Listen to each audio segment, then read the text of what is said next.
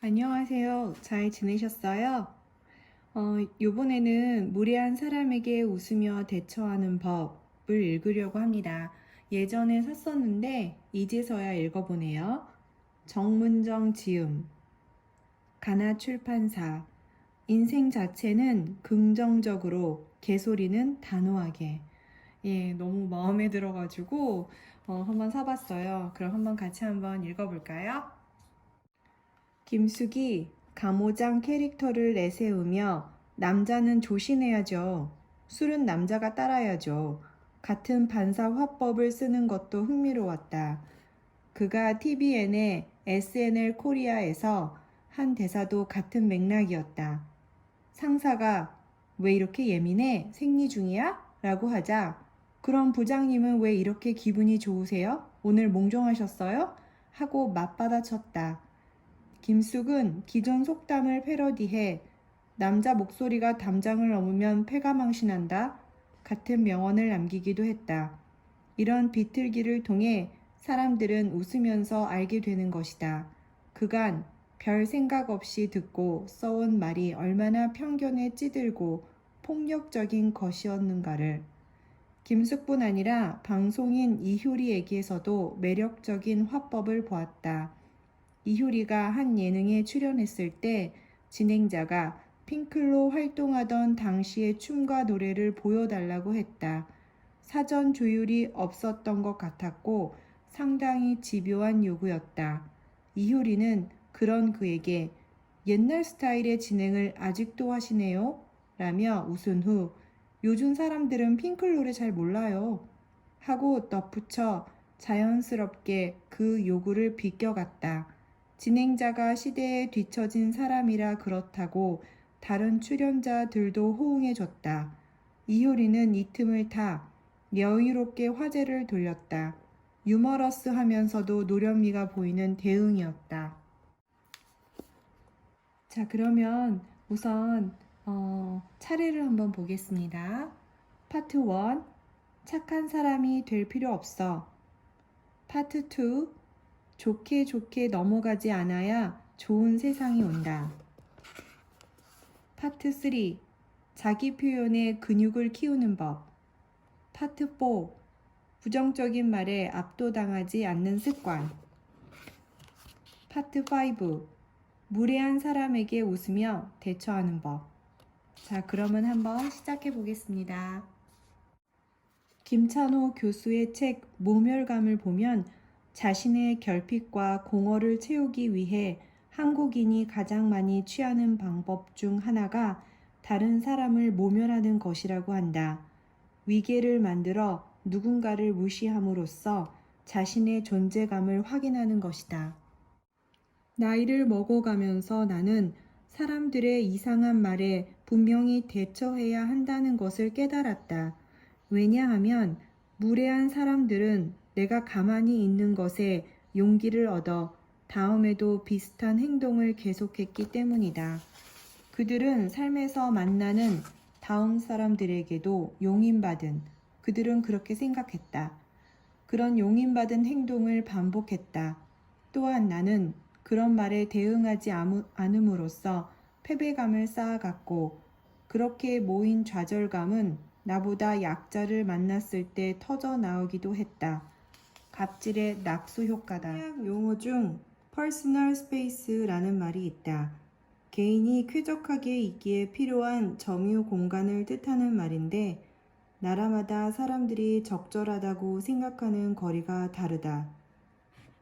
문화인류학자 에드워드 홀은 퍼스널 스페이스란 단순히 물리적 거리만을 뜻하지 않는다. 마음의 거리다 라고 말한 바 있다. 낯선 사람과는 일정한 거리를 두고 날씨 정도를 화제에 올릴 뿐이지만 친분이 있는 사람과는 가까이 앉아 깊이 있는 주제까지 이야기할 수 있다. 마음의 퍼스널 스페이스가 다르기 때문이다. 이 영역에 감각이 있는 사람들은 타인을 대할 때 관계의 친밀도에 따라 적당히 거리를 유지하기에 인간관계를 원만히 할 수 있다. 반면 이 감각이 뒤처지는 사람들은 자꾸만 선을 넘는 발언을 하거나 친밀도에 맞지 않는 질문을 던져 상대를 불편하게 한다. 예를 들어 누군가 의도를 알 수 없는 질문을 던졌을 때는 섣불리 대답하지 않는 것이 좋다. 친하지 않은 사람이나 상사에게 갑자기 요즘 바빠? 하는 질문을 받았을 때는 과장님이 더 바쁘실 것 같은데요. 요즘 어떠세요? 하고 대답하는 것이다. 그러면 보통 상대는 여기 답하면서 자신이 질문한 의도를 함께 말하기 마련이다. 단순히 안부를 물은 것인지 업무를 맡기기 위해서인지를 들은 후 나의 상황을 말해도 늦지 않다. 경험상 친하지 않는 친구에게서 갑자기 SNS로 그런 식의 연락이 온 경우는 대개 청첩장을 돌리기 위해서였다. 이 경우에는 너는 요즘 어떻게 지내? 하고 되물어 질문의 의중을 파악한 후에 축하해. 그런데 내가 요즘 좀 바빠서 결혼식에는 못 갈 것 같아. 정도로 대답할 수 있다. 질문자의 의도를 곧바로 알 수는 있지만 대답하기 불쾌한 경우에는 딴청을 부리는 것도 방법이다. 예를 들어 너 페미니스트지? 하고 질문을 받았을 때 네, 아니요 같은 대답부터 하지 않고 페미니스트가 정확히 무슨 뜻이에요? 또는 왜 그렇게 생각하세요? 하고 물어보는 식이다. 여기서 중요한 것은 불쾌한 티를 내지 않는 것이다. 그러면 상대는 여성 우월주의자를 페미니스트라고 하지 않나? 네가 아까 하는 말을 들어보니까 같은 해명을 하다 스스로의 논리가 빈약함을 깨닫고 급히 화제를 돌리게 된다. 질문자의 의도를 모르더라도 대답하기 꺼려지는 질문, 논쟁이 예상되는 질문에는 그저 들어주기만 하는 것도 방법이다. 어차피 모든 사람과 토론을 할 수는 없다. 박근혜 전 대통령에 대해서 어떻게 생각하니? 최저시급이 오른 것에 대해서 어떻게 생각하니? 같은 질문을 친분이 없는 사람에게 받았을 때는 그저 대화의 공을 상대에게 넘겨주자. 보통 상대가 나를 훈계하거나 떠보려고 하는 경우가 대부분이기 때문에 그쪽으로는 별로 생각을 안 해봤어요 하고 나의 패를 내보이지 않는 선에서 끝내는 것이 대화를 빨리 종료하는 기술이다. 거절하려면 우선은 반갑게 연락을 받아야 한다. 이를 통해 당신의 부탁을 들어주고 싶지만 상황이 어렵다는 메시지를 넌지시 전달하는 것이다. 연락이 오면 처음부터 떨떠름한 반응을 보이지 말고 우선은 환대하면서 말하는 내용과 일정을 사려 깊게 들은 후 좋은 기회를 줘서 고마워. 그렇게 중요한 일에 나를 떠올려줘서 고마워 라고 감사 인사를 하자. 그래야 거절당하는 사람도 상처받지 않는다. 그 후에는 바로 가능한지 어떤지를 말하지 말고 언제까지 확답을 주면 돼? 하고 물어보는 것이 좋다. 만약 이렇게 물었을 때 급한 일이라 오늘 내일 중으로 답을 해줬으면 좋겠다고 한다면 이 부탁에서 당신은 우선순위가 아니었을 가능성이 크다. 다른 사람들에게도 부탁을 했지만 거절당해 돌고 돌아 당신에게 왔을 확률이 높으니 덜 미안해 하면서 요즘은 바쁜 일이 있어 어렵다고 바로 거절해도 된다. 그토록 급한 일이라면 상대방도 무리한 부탁임을 알고 있고 안 될 가능성이 크다고 생각하고 있기에 거절당하더라도 크게 섭섭해하지 않는다. 그처럼 촉박한 경우에는 오히려 시간을 끈 후 최종적으로 거절의 의사를 밝혔을 때 상황이 더욱 곤란해질 수도 있다. 상대가 네가 해주는 줄 알고 진행하고 있었는데 이제 와서 안 된다고 하면 어떻게 해? 하면서 죄책감을 유도해 거절할 수 없는 상황으로 몰고 갈 수 있다. 확답하는데 시간적 여유가 좀 있다면 우선은 스케줄을 보고 다시 연락하겠다고 한 후 전화를 끊는다. 하루 이틀 정도 생각을 해본 뒤 역시나 무리라는 생각이 든다면 다시 연락해 최대한 부탁을 들어주려 했지만 최근에 집안 사정이 있어서 또는 회사 업무가 과도해서와 같은 이유로 어렵겠다고 말한다. 이 이야기를 먼저 한 뒤 만약 비용이나 일정 등 협상의 여지가 있는 일이라면 의견을 제시해보자.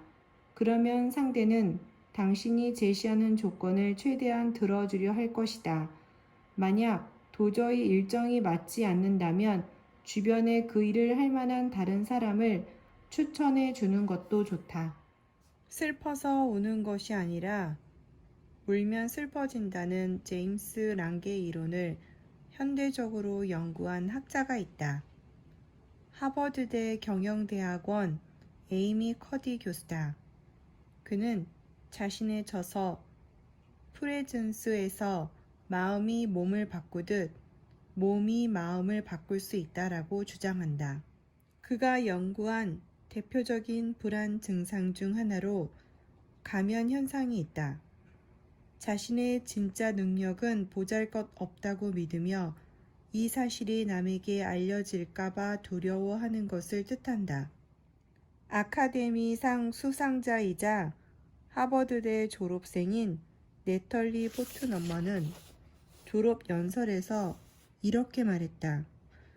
오늘 저는 1999년에 신입생으로 이 학교에 발을 디뎠을 때와 똑같은 기분이 듭니다. 그때 저는 뭔가 착오가 있어 내가 여기에 있는 게 아닌가 생각했습니다. 나는 그다지 똑똑하지도 않은데 이 대단한 곳에 있다니 뭔가 잘못됐다고 생각했습니다. 그리고 저는 입을 열 때마다 제가 멍청한 여배우가 아님을 증명해야 했습니다. 이처럼 가면 현상으로 괴로워하는 이들은 자기가 하고 있는 일을 깎아내리거나 자신에겐 실제로 그 일을 할 능력이 없지만 하는 척만 하고 있을 뿐이라고 생각한다. 스스로를 사기꾼처럼 여기는 것이다. 에이미 교수는 이처럼 가면 현상으로 괴로워하는 이들이 우리 주변에 생각보다 많다며 높은 성취를 한 이들일수록 그리고 남들에게 대단한 사람으로 보일수록 자신의 형편없음이 들통나지 않을까 고민한다고 말한다. 에이미 교수는 이 경우 자신의 생각을 바꾸려면 자세부터 바꿔보라고 조언한다. 프레젠스를 보통 존재감으로 해석하지만 그는 자신의 진정한 생각과 느낌, 가치와 잠재력을 최고로 끌어낼 수 있도록 조정된 심리 상태라고 더 적극적인 의미를 부여한다. 남들이 보기에 자신감 있는 것처럼 행동하다 보면 남들뿐 아니라 자기 스스로도 어느 순간 그렇게 믿게 된다는 것이다. 자세와 몸짓, 표정과 신체 습관이 마음가짐을 결정한다는 저자의 관점은 실험을 통해서 뒷받침된다.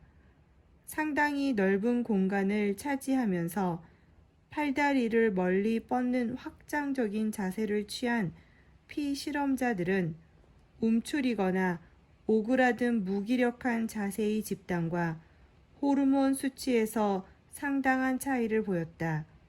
적극적인 자세를 취했던 집단은 결단력과 관련 있는 남성 호르몬인 테스토스테론 수치가 19%나 높아진 반면 스트레스를 받을 때 분비되는 코르티솔 수치는 25% 떨어졌다는 것이다. 신체 언어는 다른 사람에게 자신을 표현하는 메시지를 주고 스스로에게도 영향을 끼친다. 자신감이 없어서 고민이라면 우선 아주 작게 말하던 목소리를 한 톤 키우고 자세를 똑바로 해보자. 자신의 공간을 적극적으로 확보하는 듯한 자세는 스스로에게도 자신감을 주어 성격을 바꾸기도 한다. 자존감이 없어 고민이라면 남들에게 신뢰를 주지 못하는 신체 언어부터 점검해 보자. 에이미 교수는 프린스턴 대학교에 입학했을 때 네털리와 마찬가지로 자신 또한 이곳에 있으면 안 되는 사람이라고 느꼈다고 한다. 하지만 그런 생각을 하지 않는 것처럼 행동하자 곧 그런 생각에 자신도 익숙해졌다고 말한다. 나도 그런 경험을 종종 했다. 스스로 나는 가치가 있는 사람이라고 믿고 행동하기 시작하면 다른 사람들도 그렇게 보아주는 것이다.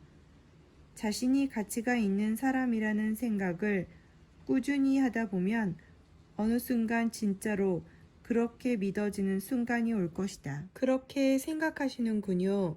는 피하고 싶은 상황 앞에서 거리를 두게끔 하는 말이다. 도저히 동의할 수 없는 말을 들었지만 논쟁할 수 있는 상황은 아닐 때 상대를 쳐다보면서 감정을 배제하고 이 말을 하면 효과적으로 대화를 끝낼 수 있다. 그렇게 생각할 수도 있겠군요. 그런 생각을 가지고 계시는군요. 알겠습니다. 라며 경청 자체에만 포인트를 두는 것이다. 세대가 다르고 경험과 처한 환경이 다르면 생각도 다를 수밖에 없다. 심지어 내 생각도 바뀔 수 있고 내가 틀렸을 수도 있다. 저 사람은 그렇게 생각하는구나 하는 무덤덤한 인식은 상대에게뿐 아니라 스스로에게도 대단한 의미를 부여하지 말자는 다짐이 되기도 한다. 인생에서 만나는 부정적인 말들을 모두 거대하게 느끼다가는 정신력이 남아나지 않을 테니까. 문제가 되는 발언임을 상기시켜 주는 것이다. 우리는 자유롭게 말할 수 있지만 다른 이의 인권을 침해하지 않는 범위 내에서만 그렇다. 누군가 그 선을 넘었을 때 경고하는 것은 언어 폭력에 대처하는 가장 기본적인 방식이다. 편견이 심한 말을 들었을 때 흥분하지 않고 제3자가 듣는다면 오해하겠는데요? 라고 말하거나 당사자가 들으면 상처받겠네요. 라고 하는 것이다. 여기서 중요한 것은 감정을 씻지 않고 최대한 건조하게 말하는 것이다. 되물어서 상황을 객관화하는 것이다. 상황을 이해 못한 것처럼 천진난만하게 되물으면 더욱 좋다.